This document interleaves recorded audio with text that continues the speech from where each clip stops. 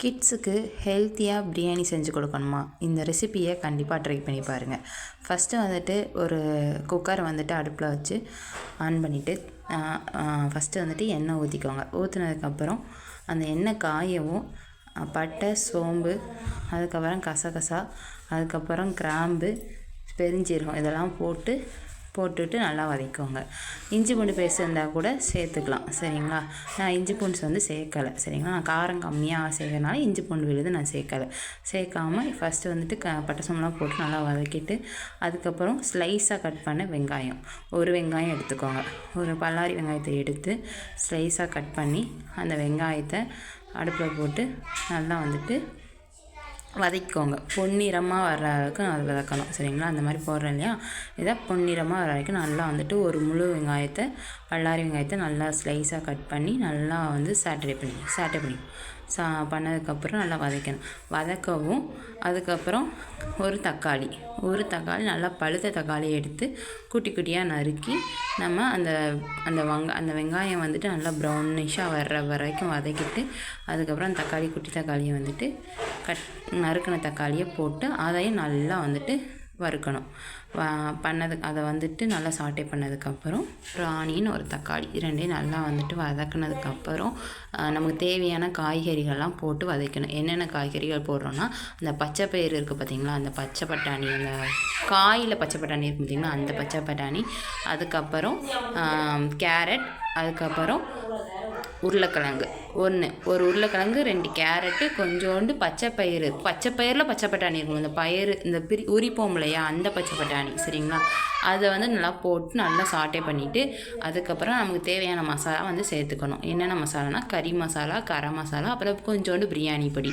இது எதுக்கான யூஸ் பண்ணால், வீட்டில் அரைச்ச மசாலா போட்டோம்னா கொஞ்சம் டேஸ்ட் வந்து கம்மியாக கொடுக்கும். சரிங்களா, அதனால் வீட்டிலே இந்த பிரியாணி மசாலா வந்து ரெடி பண்ணலாம். ஆனால் என்கிட்ட இல்லாத பட்சத்தில் நான் வந்து கரம் மசாலாவும் கொஞ்சம் கறி மசாலாவும் சேர்த்துக்கிட்டு அதுக்கப்புறம் பிரியாணி பொடி கொஞ்சோண்டு போட்டு நல்லா வந்துட்டு வதக்கி விட்டுக்கணும்.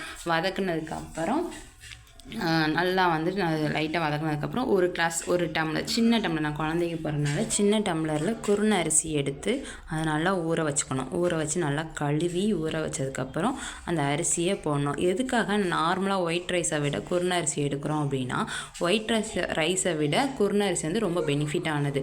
ஏன் அப்படின்னா, அதில் வந்து சுகர் லெவல் வந்துட்டு கம்மியாக இருக்கும். ஒயிட் ரைஸை விட குருணை அரிசியில் வந்துட்டு சுகர் லெவல் கம்மியாக இருக்கும். அதே மாதிரி ஒரு குழந்தைங்களுக்கும் சரி, வயசான சுகர் பேஷண்ட்டாக இருக்கவங்களுக்கும் சரி இந்த பிரியாணி தாராளமாக கொடுக்கலாம். சரிங்களா, இதில் வந்து நிறைய ஃபைபர் இருக்குது. ஓகேங்களா, இதில் ஒரு டம்ளர் அரிசிக்கு நான் 4 டம்ளர் தண்ணி ஊற்றிக்கிறேன். ஏன்னா என் குழந்தைக்கு வந்து நல்லா மசிச்சு கொடுத்தா தான் நல்லாயிருக்கும். அதாவது நல்லா வெந்திருந்தால் தான். அப்போ அதனால் நான் எக்ஸ்ட்ரா 3 டம்ளர் தண்ணி, ஒரு டம்ளர் தண்ணிக்கு நார்மலாக ரெண்டு டம்ளர் தண்ணி, ஒரு டம்ளர் அரிசிக்கு 2 டம்ளர் தண்ணி ஊற்றுவோம்.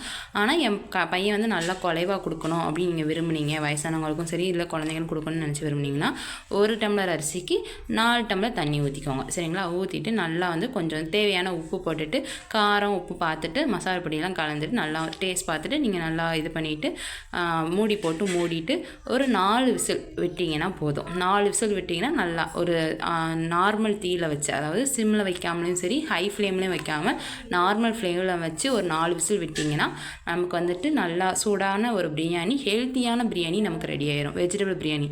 ஏன் அப்படின்னா நிறைய வெஜிடபிள் சேர்த்துருக்கனால நல்லா பாடிக்கு வந்துட்டு ஒரு ஃபைபர் கண்டென்ட் நிறைஞ்சதாக இருக்கும். ரொம்ப வந்து ஹெல்த்தியானதும் கூட.